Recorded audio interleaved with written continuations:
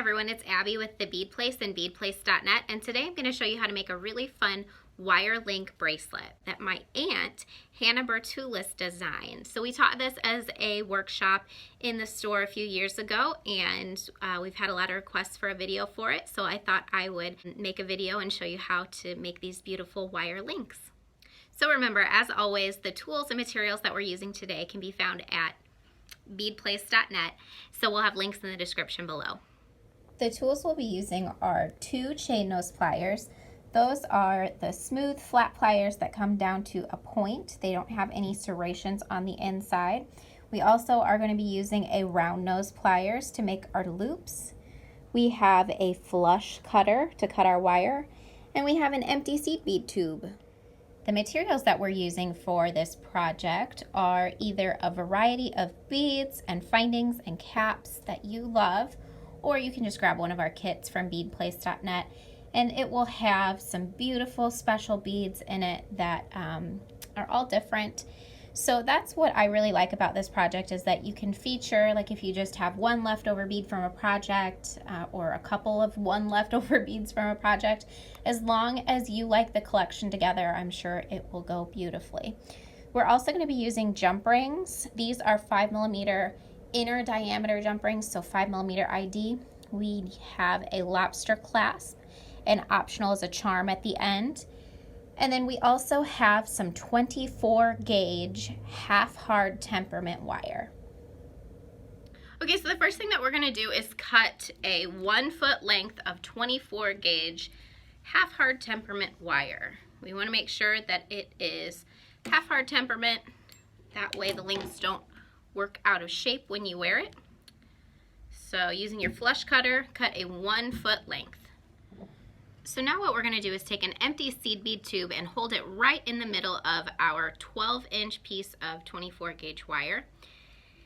And we're going to use the seed bead tube like it's a mandrel. So we are going to wrap the wire around it and just wrap the ends around until you have about an inch of wire left on the one side. We're going to take the other side around and wrap it until you have, again, about an inch of wire on the other side. So when we take it off, it should look like this. So now what we're going to do is take one of the ends of the wire, and we are going to bend it through the link and just start to kind of wrap around and coil it.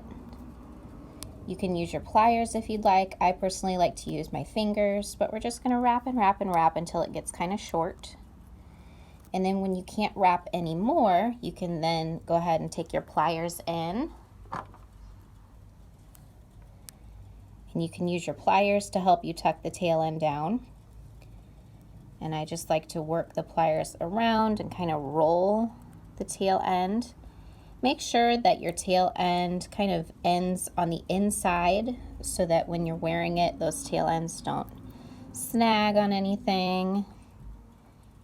And if it doesn't end on the inside, what you'd want to do is take your take your cutter and then trim it so that it ends on the inside, and then tuck it down with your pliers again. Now, we can do, if you need to, you can take your pliers and straighten the coils just by pinching them together. I don't need to do that on this one, but that's just kind of a trick to make it look neater. Now we're going to go in with the other one, and we're going to place the coil just really kind of anywhere. I like to make it so that it's not perfectly centered, just kind of off a little bit. And just do the same thing. We're just going to coil around.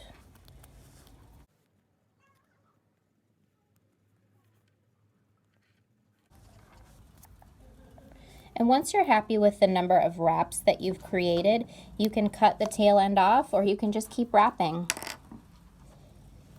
So notice how I'm cutting the tail end off on the inside. Cover what you're cutting, or grab the tail end so that it doesn't fly, and then use your pliers to tuck that tail end down. So we're going to repeat this with as many pieces of wire as we need in order to make the bracelet the size that we want it. So about 3 to 4 links is probably our goal for a bracelet. And if you're wanting to do a necklace, then just keep going forever and ever and ever.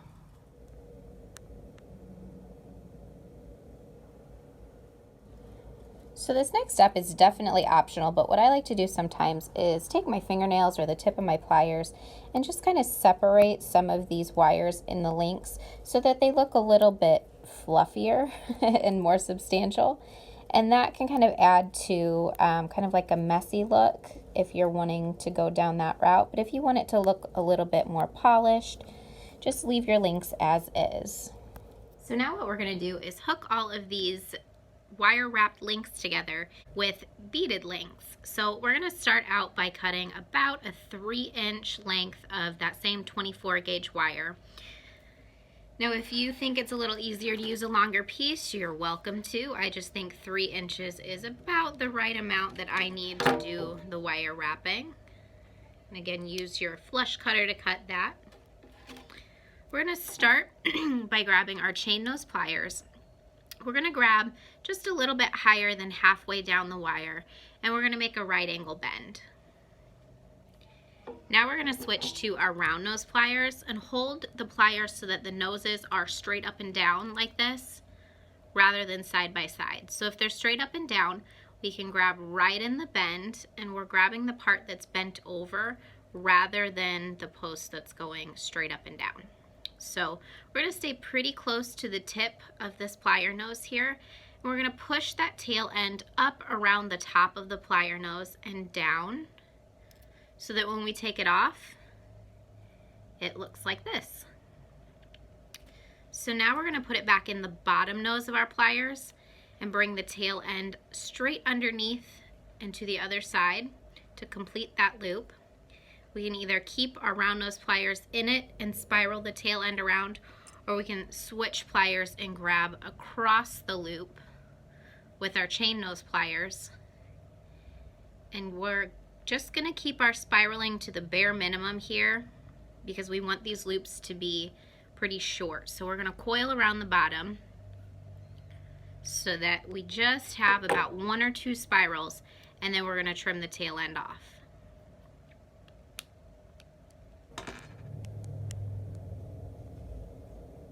So next, after we've created the loop on one end, we're going to string our beads onto the link. So I like to start with a little something, then do a bead cap, a bigger bead, the other bead cap, and another little something on the other end, just to kind of add a little bit of interest to it. Now we're going to repeat those same steps on the other side of the wire. So we're going to be taking our chain nose pliers, and we are going to grab as close to the tip as possible so that we have the teeny tiniest little wrap possible. So we're going to bend it over into a right angle. We're going to switch to our round nose pliers, and again we're grabbing right in the bend. So bend the wire up around the top of the round nose pliers and down. Put the bottom nose of the round nose pliers back into the loop and bring the tail end underneath and straight out to the other side. And so that's going to kind of close off our loop. Now we can either put the bottom nose back into the loop, or we can switch and grab the loop with our chain nose pliers, not going in the loop, but grabbing across the loop. And then we can continue the tail end of the wire around and spiral down until we've got 1 to 2 spirals, or until we meet the bead. We're then going to take our flush cutter in and trim the tail end off. Always remember to either grab the tail end or cover when you're cutting. And then you can take your chain nose pliers in to straighten any coils or tuck the tail ends in if you need to do so. So now keep wire wrapping beaded links until you have enough to surround your wire links. So now that we have everything wire wrapped, what we're going to do is use jump rings to attach all of the pieces together. So I'm sure if you've been watching our videos for a while, you'll know what's coming next.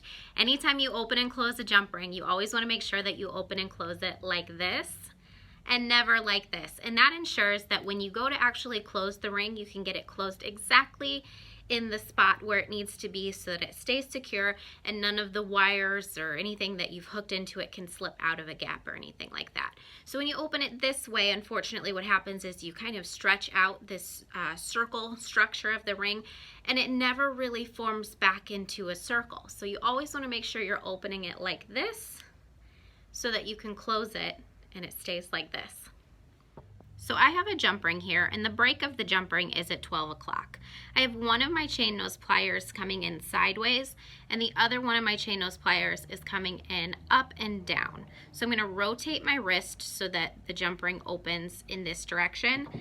I'm going to place my first link into the jump ring, and then I'm going to place my wire link into it as well. I'm going to take my pliers back in the same way I had it before and rotate my wrist back to close it. Now after you close it, you want to kind of check to make sure that you've closed it exactly in the right spot. So kind of angle it and look at it from the top and make sure that it is closed. And if you need to adjust it a little bit, just wiggle your pliers until it's completely shut. So now that we have everything hooked together with jump rings, we need to figure out a way to put it on. So on lightweight bracelets like this, I like to use a lobster clasp to finish it off. You could use another type of clasp like a toggle, but I like the security of a lobster clasp for bracelets like this. So on this bracelet, we could just finish it off with a jump ring to make it really easy to get it on and off. The other thing that we could do is finish it off with a decorative charm. That way, if you're unsure of the fit of the person that you're making it for, they can hook the lobster clasp wherever along these last few links in order to make it fit right. And then they've got the little ending of the charm to make it look polished and finished. So I've just used one of my jump rings to attach the clasp onto the end of my bracelet, and I'm going to use my last jump ring to attach a fun little charm onto the end. So open it sideways, put the charm in, and hook it into the last link here. And then close it.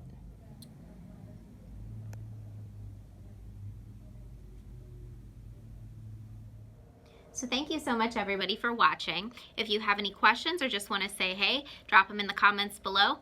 If you enjoyed watching this video, please give us a big thumbs up, subscribe if you'd like to see more, and thanks for watching.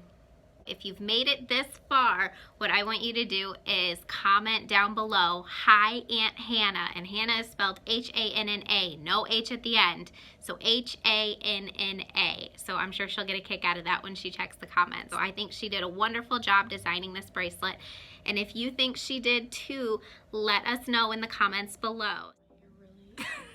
Stop chicken winging at me. She's going. Look at her go!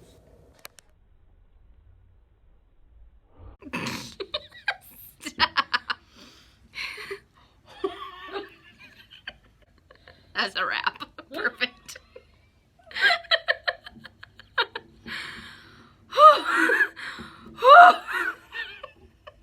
Stop. I'm not doing anything. You're right. Okay, so the first thing that we're going to do is cut a 1 foot length of 24 gauge